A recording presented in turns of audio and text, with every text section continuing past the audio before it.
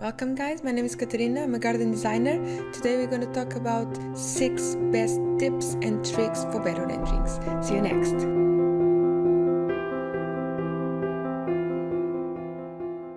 Welcome to another video from Garden Design Tools.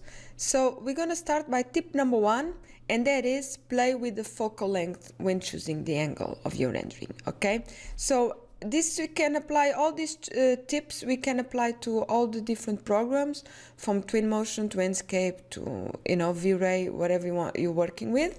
But you can apply to all, but I'm working with Lumion, so I'm going to give the example in Lumion. Okay, so what I mean by playing around with the focal length is when you're choosing the angle.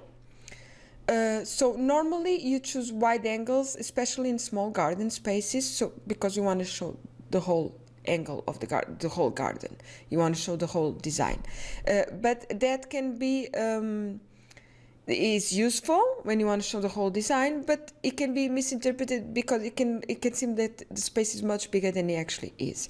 So for specific renderings, for example, choosing images to publicize in your social networks, or for some detailed renderings, you really use things like focal length at 30 is my suggestion. So normally a wide angle you have at 15, around 15.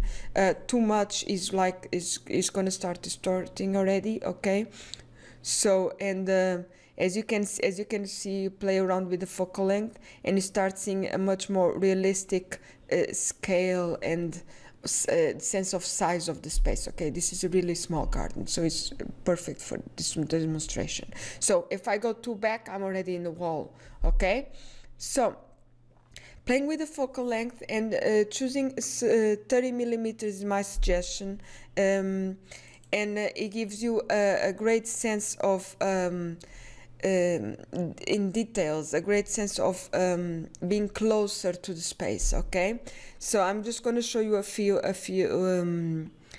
an image. So this is at 30 millimeters, just to show you the difference. Okay, and this is at 15. Okay, and it's especially if you choose a right angle. Okay, don't choose from the side, just choose straight on, like this example.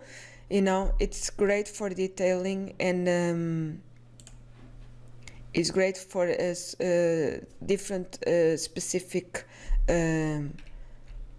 renderings from your garden. Okay, so planting, detail, all these things. So that's tip number 1. Play with the focal length, choose different lengths, choose 15 minimum. When you want to show your whole design, that's important, you need to show to your client, etc. But choose other focal lengths like 30, for example, when you doing the details in the garden. Okay, so that's tip number 1. So tip number 2, choose real textures and materials.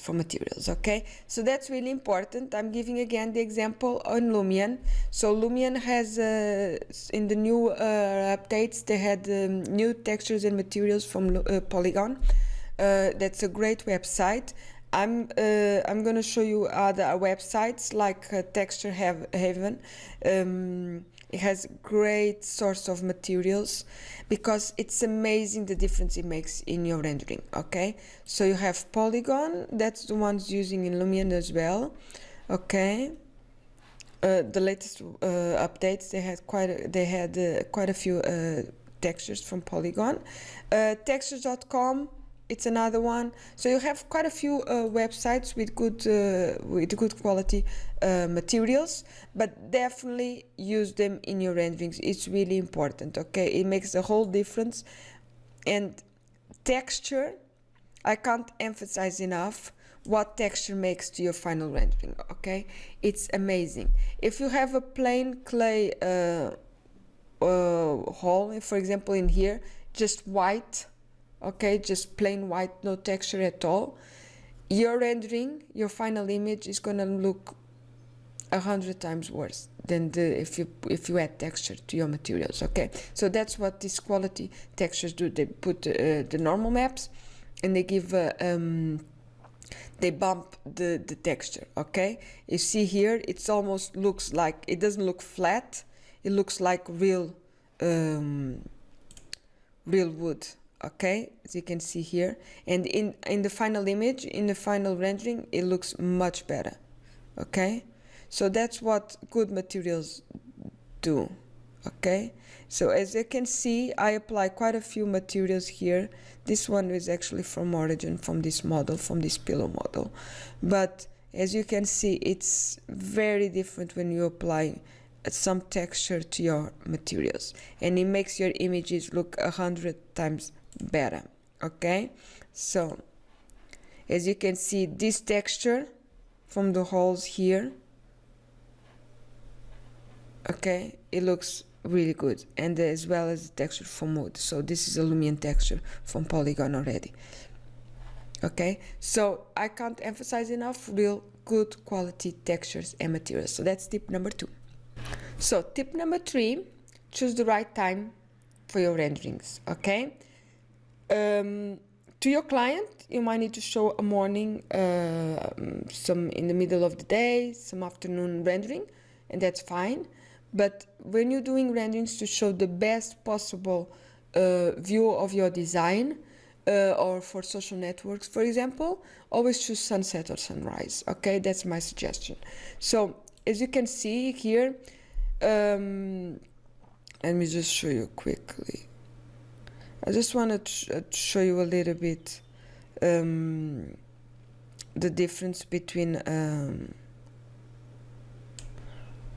so you can show in the early morning, you have this low sun coming in the garden, okay, and show maybe something like at 8 o'clock in this case, and you choose a better sky, the sky maybe starts getting a little bit purpley, you know. Just choose the right, you will not move the north, of course. I'm just trying to show you here in this case, okay. So this is my preferred times of the day to just to really get, and the final rendering will look much better than what you're seeing now, okay. So you get this low sun coming in the sunset, maybe you get a sky that's more purplish or something with pinks and oranges, and it will look amazing, okay. But if you're doing something like 12 o'clock, for example, and in this case it's not so bad, but it's normally a much harder, and if you take photographs, if you know, even if you're amateur photographer, you know that the midday sun is very hard on and it's not flattering at all, and it's much harder on the plants, and it's just you'll try on, but just for images that is to show really the best possible design, or the best, choose some sunset images or some sunrise images, okay. It will look, I'm just going to show you quickly with a real sky here, it will look 100 times better. So I'm just going to choose maybe something like this, or maybe something like more purplish. You see, if you're choosing a more a sky that's with different kind of hues, that's not just blue and the white clouds, that really shows the lighting of the day, of the sunset, the renderings will look amazing, okay. So that's tip number 3, choose the right time of the day for your renderings.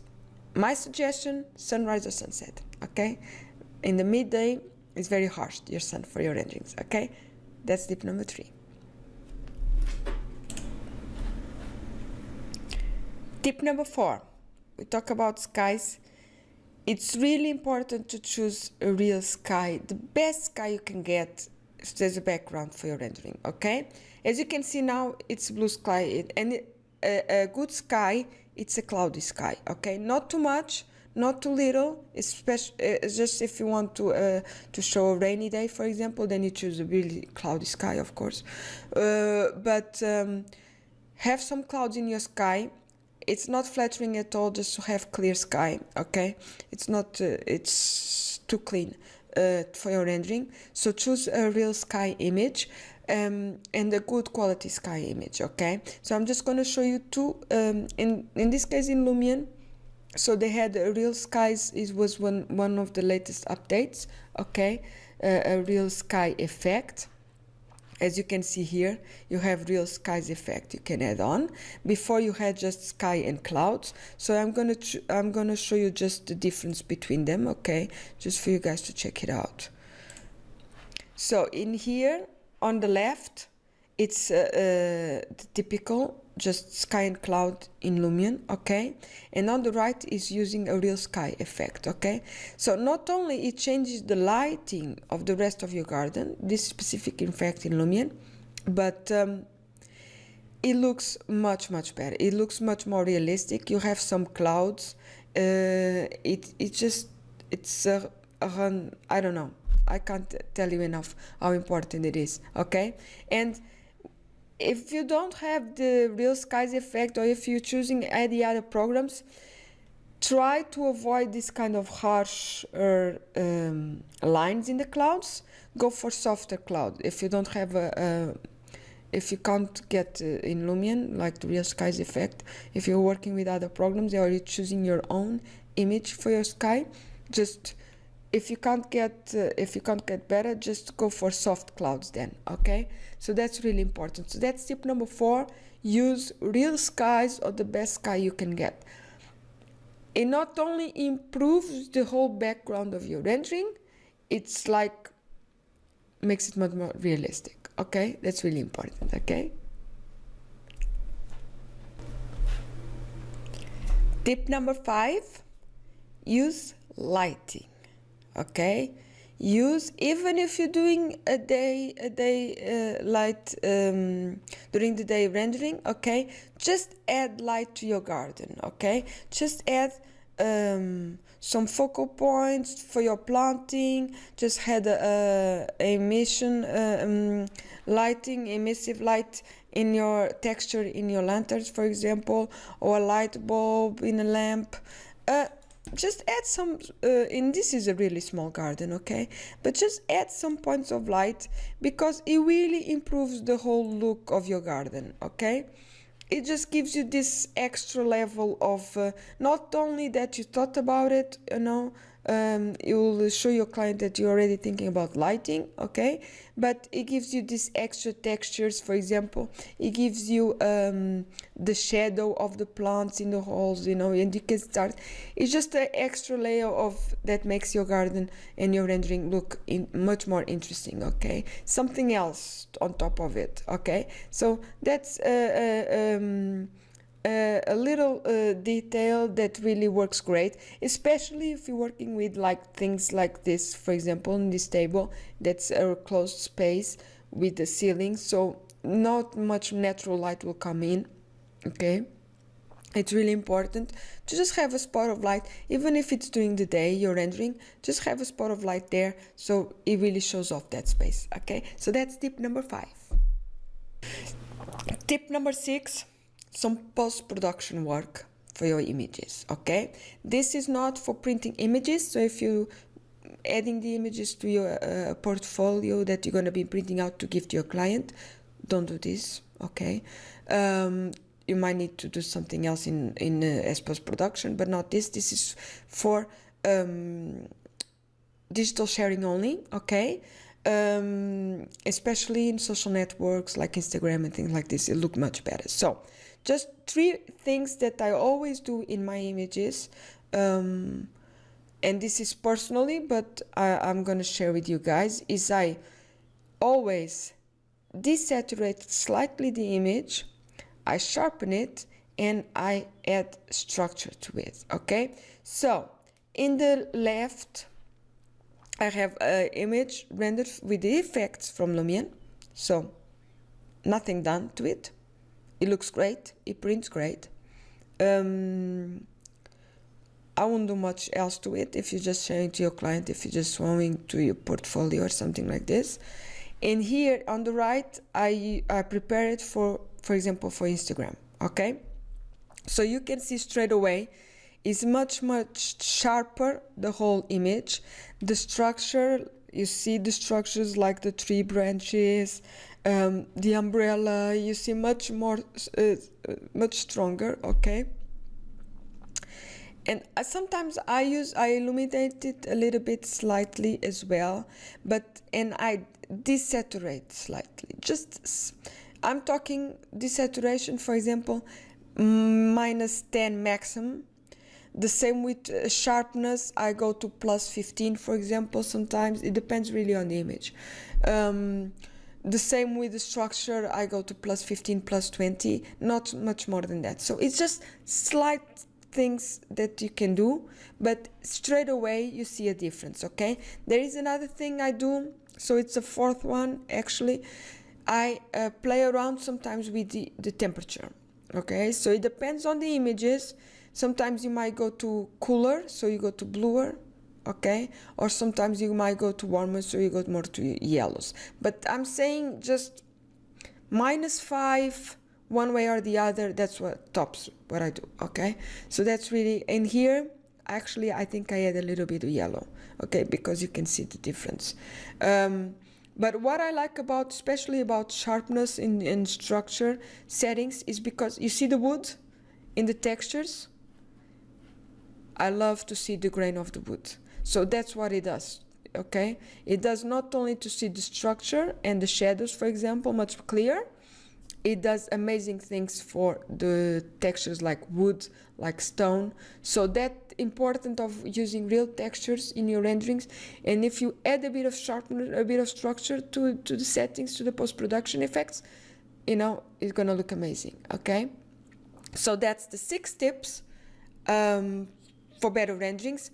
Most of them you can apply to all the different programs you use, okay, or Twinmotion, Inkscape, whatever, V-Ray. So that's for this kind of image, this kind of rendering, okay.